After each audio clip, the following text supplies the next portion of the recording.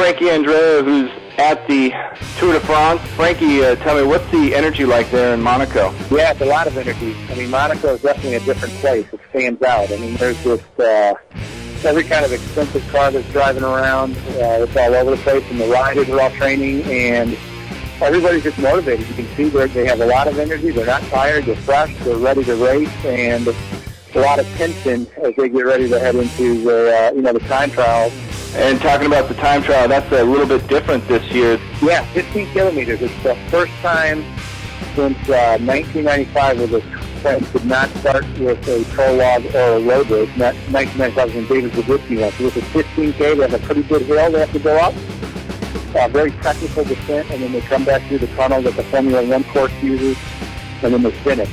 And I think it's going to end up flicking a lot of the sprinters because you're going to be so far back in the GC.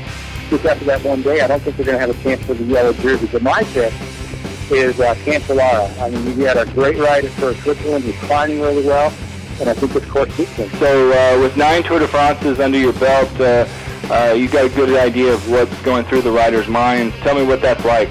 Right. There's a lot of kind of tension and apprehension, and what they want to do is just get the race going, because all the stuff in the days before is dealing with the media, doing medical checks, the blood checks, all this kind of extra stuff that it's not as comfortable for them. And once they get on the bike, they get into their comfort zone, they get to bike racing, and that's what they know best, and they want to get the Tour de France underway. There'll be a lot of nervous guys, warming up on the turbo trainer and waiting to get things going, and hoping they have the great legs to be able to keep them in contention for the overall classification. And talking about the overall contention, everybody's been talking about Alberto Contador and Lance and who's going to be the leader, but people forget that Levi is a really strong rider.